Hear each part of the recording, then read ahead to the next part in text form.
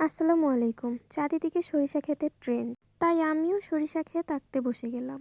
আজকের পেইন্টিংটা আমি একটা রেফারেন্স পিকচার দেখে করেছি। হ্যাঁ, আমি কিন্তু এখানে সবগুলো অ্যাক্রিলিক কালার ব্যবহার করেছি। তো আমি এখানে A5 সাইজের একটি ক্যানভাস প্যাড নিয়েছি এবং উপরে নিচে দুই পাশে মাস্কিং টেপ লাগিয়ে নিয়েছি। মাস্কিং টেপ না লাগালে কিন্তু পেইন্টিং খুবই মেসি দেখায়, তো আপনারা চেষ্টা করবেন মাস্কিং টেপ ইউজ করার। আচ্ছা, এখানে আমি শুরুতেই ব্লু এবং হোয়াইট মিক্স করে আকাশটা পেইন্টিং করে নিয়েছি এবং রেল স্টিক করার জন্য আমি এখানে শুধু ব্লু কালার দিয়ে একটু ফিনিশিং দিয়েছি। এরপরে আমি এখানে সরিষা ক্ষেতের জন্য ইয়েলো কালারটা করে নিয়েছি।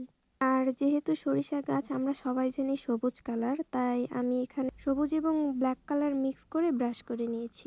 দূরের সরিষাগুলো তো সেভাবে ভিজিবল হয় না, শুধু ফুলই দেখা যায়, তাই আমি দূরেরগুলোকে ইয়েলো কালারই রেখেছি আর সামনে আমি একটু ব্রাশ দিয়ে ছোপ ছোপ দাগ করে নিয়েছি।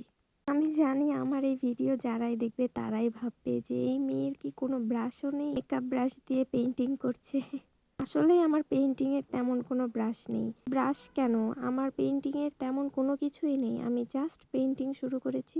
ছোটবেলায় আঁকাআঁকি করতাম, আর হঠাৎ করে শখ হলো যে পেইন্টিং এর দিকে একটু ঝুঁকে পড়বো। এই জন্য কালার প্যাড এবং হালকা কিছু জিনিসপত্র কিনে লেগে গিয়েছি। আমি জাস্ট আমার পেইন্টিং টিউটোরিয়ালগুলো শেয়ার করার জন্য একটা চ্যানেল খুলেছি, এর বেশি কিছুই না। আমাকে জাজ করার কিছুই নেই। এই তো আমি সরিষা গাছগুলোকে ভিজিবল করার জন্য প্রথমে লাইট গ্রিন কালার এবং তারপরে ইয়েলো কালার দিয়ে লাইন করে নিয়েছি। কি বলবো, আমার কাছে লাইনার ব্রাশও নেই। হয়তো সবগুলো ব্রাশ থাকলে পেইন্টিংগুলো আরও নিখুঁত লাগতো দেখতে, কিন্তু করার কিছুই নেই। এরপরে আমি মাটিটা কালার করে নিয়েছি এবং গাছের নিচে শ্যাডো অ্যাড করার জন্য ব্ল্যাক কালার দিয়ে ব্রাশ করে নিয়েছি। পেইন্টিংটা করতে করতে রাত হয়ে গিয়েছিল আর আমার কাছে কোনো ভালো লাইটও ছিল না, তাই ফোনের ফ্ল্যাশ চালিয়ে ভিডিওটা করতে হয়েছে। আশা করি সবাই বুঝতে পারবেন। এই তো এরপরে আমি ব্ল্যাকের সঙ্গে হালকা একটু ব্রাউন কালার মিক্স করে পুরো গাছটা রং করে নিয়েছি। রিয়েলিস্টিক করার জন্য আবারও কালার করে নিয়েছি আর সবশেষে হোয়াইট কালার দিয়ে লাইন করে নিচ্ছি যাতে ব্রাউন কালারগুলো বোঝা যায়। আমি জানি পারফেক্ট হয়নি, কিন্তু আমার পেইন্টিং কিন্তু আমার কাছে অনেক পারফেক্ট। এই তো গাছ পেইন্টিং করার পরে আমি এবার টায়ারটা পেইন্টিং করে নিব। দড়িটা পেইন্টিং করার জন্য আমি এখানে কালো এবং ব্রাউন কালার মিক্স করে নিয়েছি এবং টায়ারটাকে আমি পুরো ব্ল্যাক কালারে কভার করে নিয়েছি।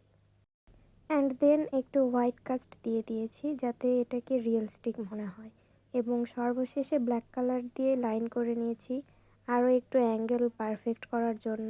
এবং টায়ারে যেমন ব্ল্যাক দাগ থাকে আমি এটাও করে নিয়েছি, জানি না এটাকে কি বলা উচিত। তো যাই হোক, এই তো আমার পেইন্টিং। এবং সর্বশেষে আমি এখানে দূরে কিছু গাছ দিয়েছি, আই থিঙ্ক ওগুলো না দিলেই আরও বেটার হতো। আচ্ছা, ছোটবেলায় আপনারা কে কে টায়ারে দোল খেয়েছেন কমেন্টে বলে যাবেন কিন্তু।